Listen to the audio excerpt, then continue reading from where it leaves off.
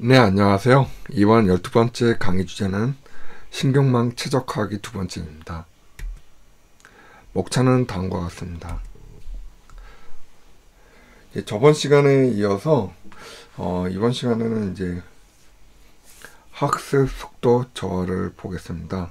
일단은 신경망 학습 속도의 문제점은 이제 학습 속도 저하가 하나가 있는데 예를 들면 이제 옛날에 그 오줌 싸기 어린이를 키를 세워서 동네 한 바퀴를 돌게 했고, 그 이유는 이제 아이가 크게 망신을 당해서 다음부터는 이제 오줌을 가리도록 해주기 위해 이해함이라고 했습니다. 물론 이제 지금은 이제 잘못된 이론이라는 말도 있습니다.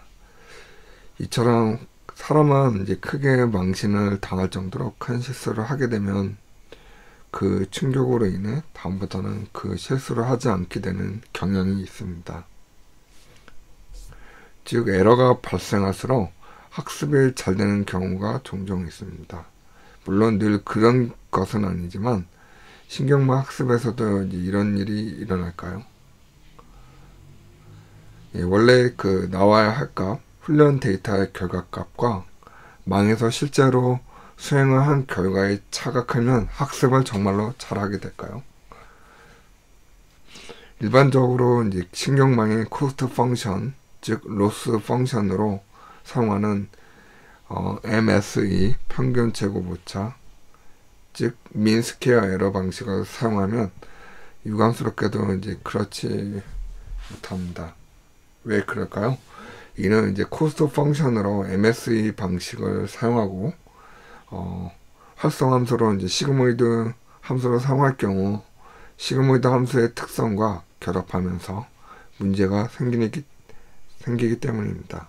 만약 x를 입력으로 넣었을 때 원래 나와야 할 기대값이 y라고 한다면 코스트 펑션은 위에 그림의 빨간 박스처럼 나오게 됩니다. 여기서 y-a는 오차가 되고, 에러를 역전파, 즉 백프로포게이션 시키게 되면 오차가 클수록 학습 속도가 빨라져야 할 것 같은데 그렇지는 못합니다. 이미 역전파 편에서 이제 살려보았던 것처럼 가중치와 바이어스의 값을 갱신하려면 코스트 펑션 C를 가중치와 바이어스에 대해서 편미분을 수행해야 합니다. 편미분을 수행하면은 아래 그림의 빨간 박스처럼 이제 결과가 나옵니다. 여러분이 이제 위식을 살펴보면 알겠지만 가중치와 바이어스의 편미분 값에는 시그모이드 함수의 미분 값을 곱하는 부분이 있습니다. 바로 이놈이 문제의 주범입니다. 여러분이 시그모이드 함수에 대한 미분을 취하게 되면 지금 왼쪽 그림과 같이 이제 같은 결과가 나옵니다. 즉 g가 0일 때 최대값을 갖고 0으로부터 멀어질수록 미분값이 0에 수렴하는 작은 값으로 가게 됩니다. 즉 바이어스나 가중치의 갱신값이 아주 작은 값을 곱해주는 형태가 되기 때문에 a-y 항이 크더라도 결국은 시그마 프라임, 즉 g가 아주 작은 값으로 되기 때문에 학습 속도 저하가 일어납니다. 신경망의 학습 속도가 느려지는 이유는 그레디언트 디센트 특성으로 인해 편미분식, 지금 왼쪽에 있는 이제 유구의 거꾸로 된 모양이 이제 편미분 기호고요. 편미분 B분의 C와 편미분 WC를 살펴보면 a-y의 차가 작아지면, 즉 타겟 값과 망의 실제 계산값이 거의 같아지면 a-y가 다시 0으로 수렴하게 되기 때문에 결과적으로 바이어스와 가중치의 갱신값이 작아지게 됩니다. 결과적으로 이제 타겟 근처로 가게 되면 학습 속도 저하가 되게 됩니다. 이는 이제 그레디언트 디센트 방법이 갖는 구조적인 특징을 기인합니다. 그레디언트 디센트 방법은 결과적으로는 아래의 그림과 같이 됩니다.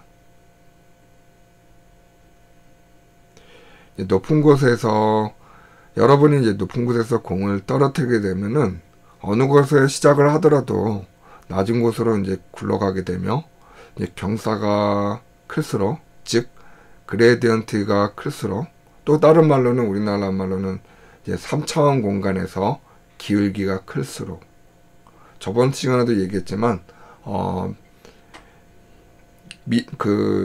2차원에서 기울기는 뭐라고 했죠? 미분위입니다. 3차원 공간에서 기울기는 그레디언트, 즉 그레디언트가 클수록 빠르게 이동을 합니다. 그러다가 거의 이제 바닥에 오게 되면, 즉 타겟 근처에 오게 되면 경사가 거의 없기 때문에 공이 굴러가는 속도가 느려지게 됩니다. 결과적으로 A-Y가 0 근처에 오게 되면 학습 속도 저하가 현저하게 저하되며, 학습을 더 시키더라도 학습의 결과가 그렇게 좋아지지 않는 현상이 발생하게 됩니다. 학습의 시간도 결과적으로 비용에 해당되기 때문에 학습의 결과가 더 이상 개선되지 않는 경우는 적절한 곳에서 스탑을 해줘야 합니다. 이번 클래스에서는 신경망 학습 속도가 느려지는 원인에 대해서 살펴보았습니다. 다음 클래스에서는 이제 크로스 엔트로피 방식의 개념에 대해서 살펴보고, 크로스 엔트로피 코스트 펑션을 사용하면 무슨 이유로 학습 속도가 저하 현상을 개선할 수 있는지 살펴볼 것입니다.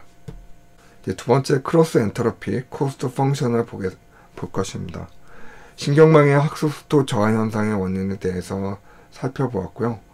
마치 이제 여러분이 산 꼭대기에서 이제 공을 떨어뜨리면 이제 경사가 클수록 빨리 굴러 떨어지는 것처럼 오차가 클수록 학습 속도가 빨라질 것 같은데, 유감스럽게도 그렇지 못합니다. 이것은 이제 신경망의 코스트 펑션으로 흔히 사용되는 MSE, 평균 제곱 오차, 민 스퀘어 에러와 활성함수인 시그모이드 함수로 사용하는 경우 시그모이드 함수의 특성과 결합하면서 문제가 생기기 때문입니다. 신경망 학습 속도의 저하 현상의 원인의 편미분식, 편미분 WC와 편미분 B분의 C를 살펴보면 A-와 시그마 G의 형태인데, 여기서 시그마 프라임 G를 없앨 수 있다면 원래 기대했던 것처럼 학습 속도는 오차의 크기에 비례하게 됩니다. 그렇다면 코스트 펑션으로 MSE 방식 대신에 다른 함수를 사용하고 비슷한 효과를 얻을 수 없는 걸까요? 그 주인공은 바로 이번 클래스의 주인공이 크로스 엔트로피 코스트 펑션입니다. MSE와 비슷하게 표현하기에 ACE, 즉 에버리지 크로스 엔트로피 라고 부릅니다. Yes. 지금 갑자기 이제 시리가 대답을 하네요. 어쨌거나 이제 크로스 엔트로피라고 부릅니다. 이 크로스 엔트로피 역사를 보겠습니다. 크로스 엔트로피라는 이제 다소 개성한 이름은 1997년 로빈스테인이 희소 사건의 확률을 추정하기 위한 용도로 발표되었는데요. 후에 희소 사건뿐만 아니라 일반적으로 조합 최적화, 즉 컨비네이셔널 옵티마이제이션에도 적용이 가능하다는 것을 이제 밝혀지면서 널리 쓰이게 되었습니다. 원래 엔트로피는 클라우지우스 연력학 제2법칙, 즉 열은 높은 온도에서 낮은 온도로 흐른다는 것을 설명하기 위해 고안된 개념이지만 1877년 볼츠만에 의해서 확률적인 방법으로 새롭게 정의되었으며 열과 관계없는 자연 형상도 설명할 수 있게 되었습니다. 현재는 분야를 가리지 않고 쓰이는 용어가 되었으며 심지어는 철학에서도 자연의 변화의 방향을 가리킬 때 사용됩니다.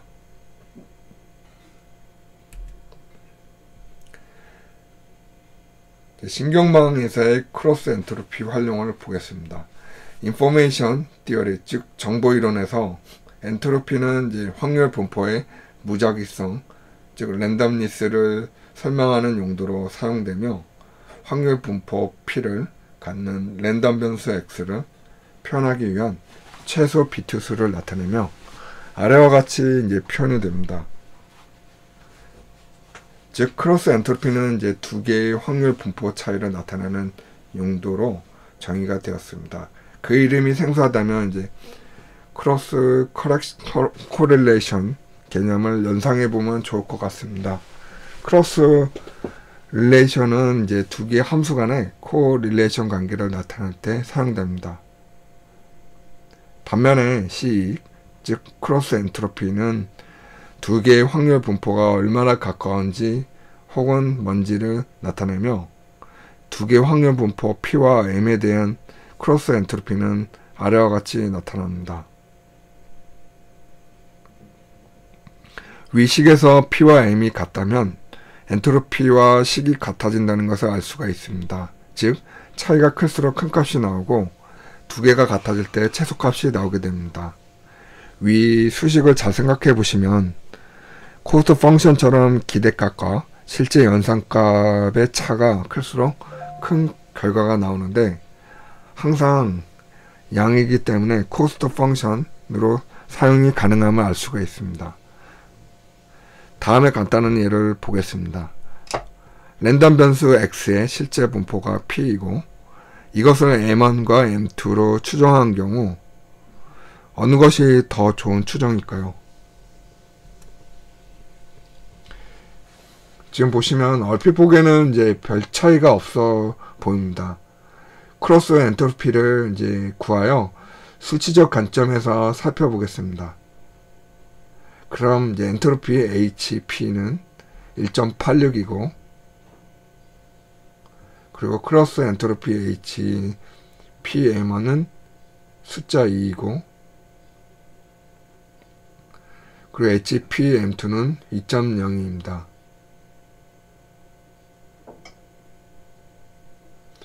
결과만 놓고 본다면 M1이 좀 더 좋은 추정이 됩니다. 좀 더 자세한 내용을 알고 싶다면 아래 링크에 크로스 엔트로피 홈페이지를 방문하시면 많은 자료를 찾아볼 수가 있습니다. 하지만 수식이 아니라 개념을 정확하게 이해하는 것이 더 중요합니다. 크로스 엔트로피는 정말로 민스키의 에러보다 좋을까요? 의문을 가집니다. 크로스 엔트로피 코스트 펑션은 아래 식과 같이 정의됩니다.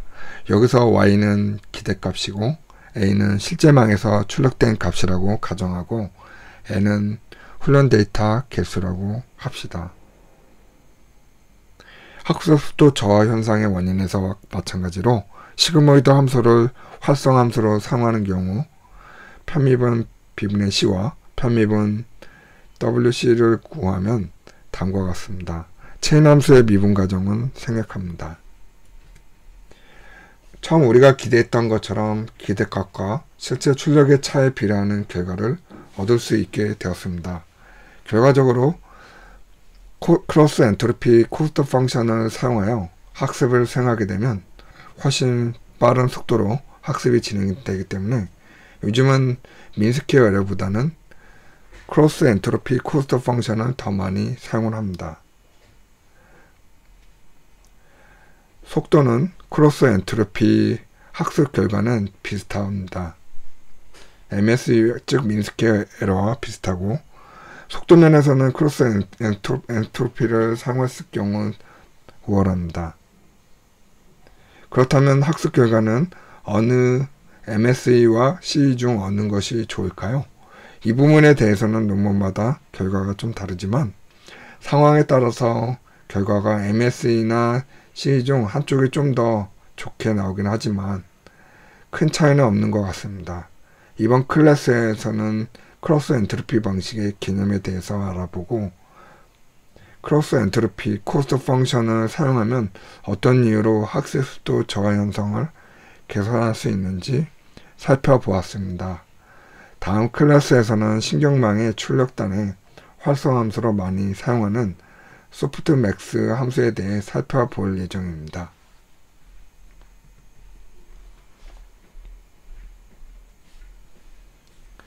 활성함수 소프트맥스를 보겠습니다. 신경망에서 누려낼 활성함수로 주로 시그모이드 함수를 사용합니다. 단순하게 스텝 펑션이나 리니어 펑션을 사용할 때보다 훨씬 많은 일을 할 수 있기 때문입니다. 시그모이드 함수는 입력단위나 히든레이에 주로 사용되며 출력단에서도 사용됩니다. 하지만 실제 신경망 응용에서는 출력단에 소프트맥스 함수를 더 많이 사용하며 특히 이제 분류기 클래시파이어 관련 애플리케이션은 소프트맥스 함수를 쓰면 훨씬 좋습니다. 이번 클래스에서는 소프트맥스 함수에 대해서 살펴볼 것입니다. 소프트맥스에 대한 정의는 다음과 같은데 소프트맥스 수식을 정리하면 아래 식과 같습니다.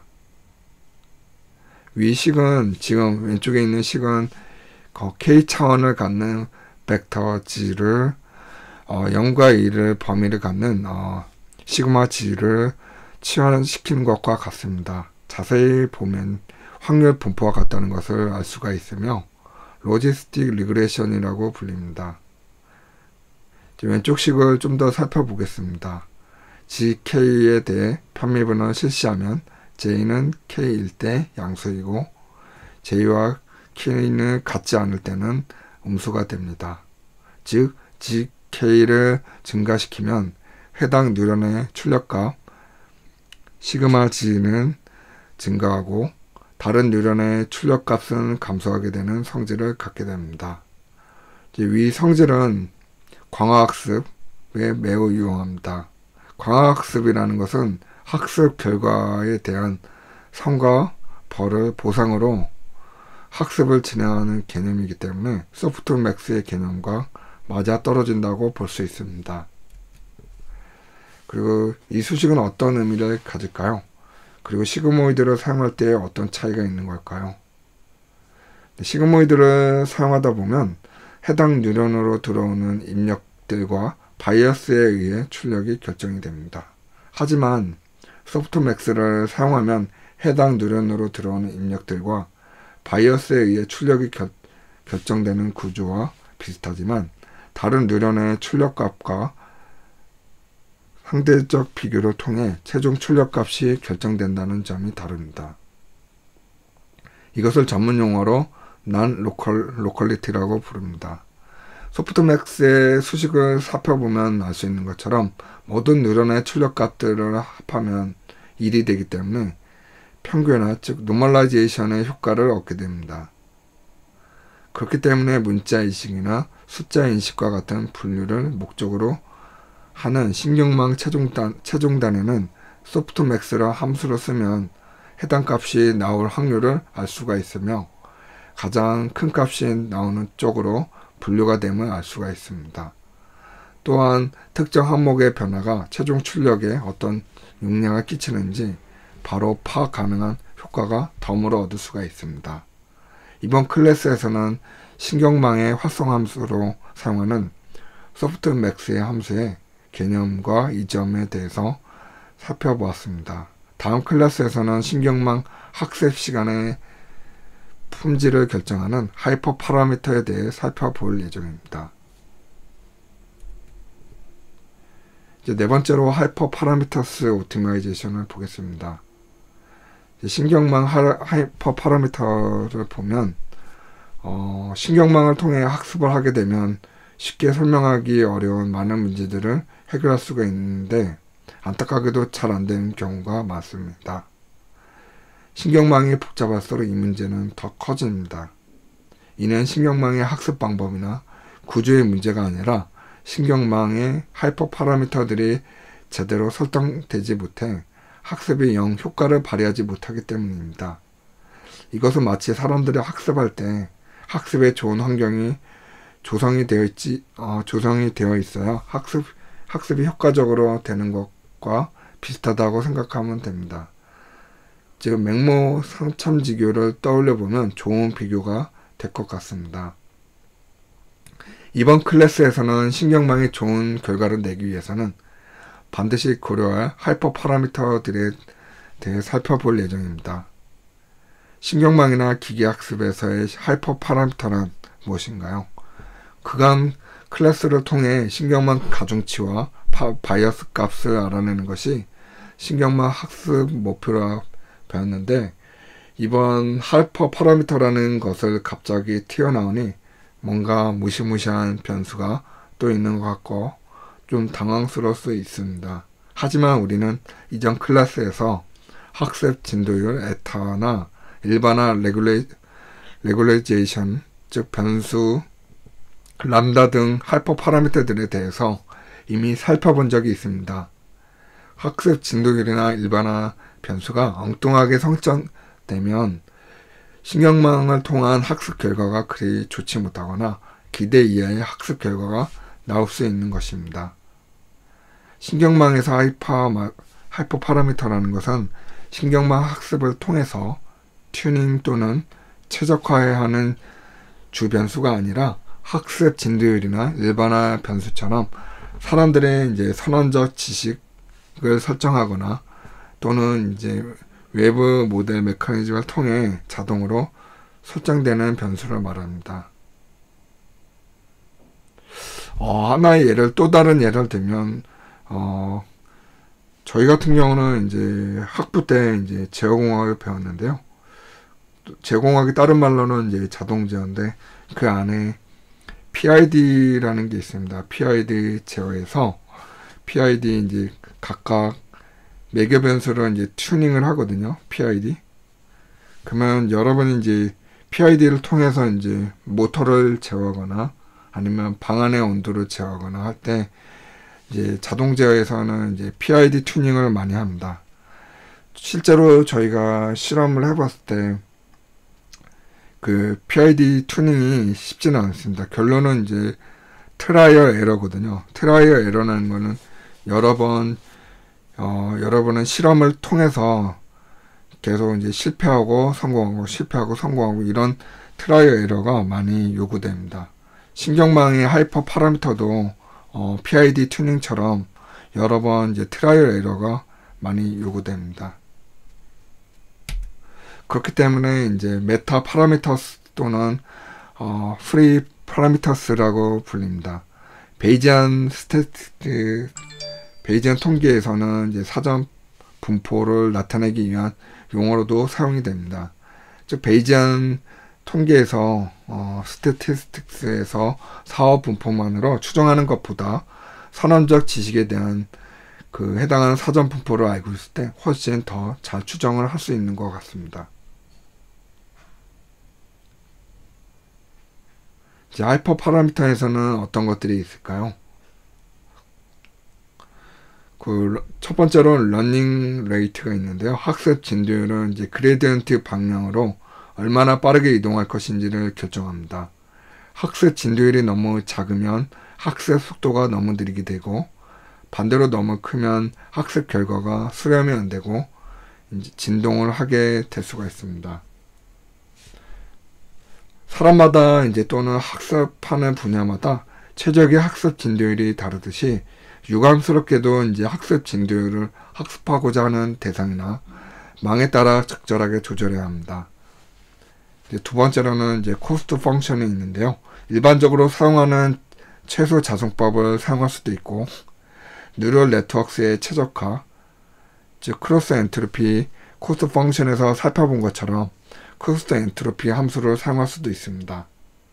이제 세 번째로 레귤러리제이션 파라미터로 보면 오버피팅의 문제를 피하기 위해 그 레귤러리제이션에서 살펴본 것처럼 L1과 L2 레귤러리제이션 방법을 사용할 수 있으며, 거기서 사용하는 일반화 변수 람다는 웨이트 디케이의 속도를 조절하기 위한 용도로 사용할 수가 있습니다. 그리고 네 번째로는 미니 배치 크기를 보겠습니다. 미니 배치 크기가 큰 경우는 병렬 연산 구조를 사용할 때 효과적일 수 있으며, 크기가 작으면 더 많은 업데이트를 할 수가 있습니다. 그리고 다섯 번째로 이제 트레이닝 반복 획수인데요. 학습의 조기 종료, early stopping을 결정하는 변수가 됩니다. early stopping이라는 것은 validation set을 이용해서 학습 효율이 더 이상 올라가지 않게 되면 조기에 학습을 종료하는 것을 말하며 오버피팅을 방지할 때 중요하게 사용됩니다. 다섯 번째로는 히든 레이어 유닛 개수인데 이전 클래스에 살펴본 것처럼 히든 레이어 개수가 많아질수록 특정 훈련 데이터에 더 최적화시킬 수가 있습니다. 또한 모든 히든 레이어의 뉴런의 개수를 동일하게 유지하는 것이 같은 히든 레이어 개수의 뉴런의 개수를 가변적으로 하는 것보다 효과적입니다. 또한 첫 번째 히든 레이어에는 있는 뉴런의 개수가 인풋 레이어에 있는 뉴런의 개수보다 큰 것이 효과적인 경우가 많습니다. 이제 일곱 번째, 가중치 초기화를 보겠습니다. 바이어스는 일반적으로 0으로 초기화가 많이 되는데, 하지만 이제 가중치의 경우는 초기화가 학습 결과에 큰 영향을 끼치기 때문에 주의할 필요가 있습니다. 가중치는 보통 무작위로 초기화가 되며 범위는 -r부터 r 범위를 가집니다. 이때 r은 인풋 레이어에 있는 뉴런의 개수 제곱의 역수가 됩니다.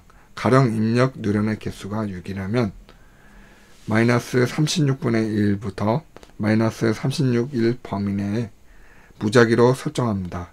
위에서 살펴본 것처럼 많은 하이퍼 파라미터들이 있으며 위에서 열거하지 않는 것들도 있습니다. 하지만 유감스럽게도 이런 하이퍼 파라미터들이 어떤 경우에는 최적의 결과를 내는지 아직은 정립된 이론이 없으며 현재 최적의 하이퍼 파라미터들을 찾기 위한 4가지 방법이 있는 것으로 의견들이 모아지고 있습니다. 하이퍼 파라미터 설정 방법은 현재도 연구가 많이 되고 있고 4가지 방법에 대해서는 다음 클래스에서 살펴볼 예정입니다.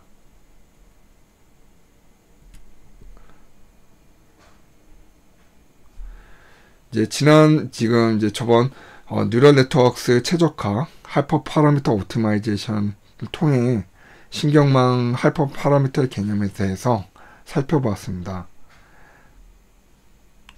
신경망을 통한 학습이라는 것은 결과적으로 코스트 펑션, 즉 로스 펑션을 최소화시키는 가중치 웨이트와 바이어스 값들은 찾아내는 것이지만 오버피팅이 문제에 빠지지 않고 기대했던 수준의 결과를 얻으려면 하이퍼 파라미터에 대한 최적화 작업이 선행이 되어야 합니다.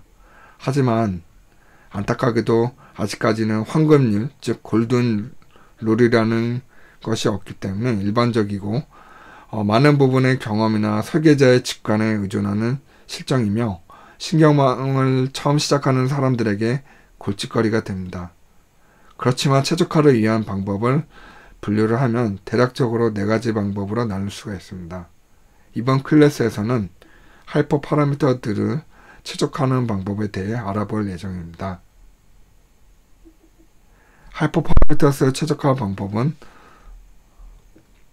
볼게요.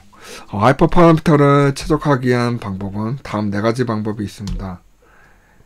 첫 번째는 매뉴얼 서치가 있는데요. 말 그대로 설계자의 직관이나 경험에 기반하여 최적의 파라미터를 추정하고 결과를 관찰하는 방법입니다. 가령 학습 진도, 러닝 레이트에 대한 최적화 작업에 수행한다고 하면 먼저 임의 값을 대입하여 결과를 살핀 후 그 값으로부터 일정 정도의 떨어진 값을 다시 적용하여 결과가 움직이는 방향으로 추정해보고 이런 과정을 반복하여 좋은 과정을 추정합니다. 어떤 탐색 이론을 사용하는가에 따라 시간이나 질에 달라질 수가 있습니다.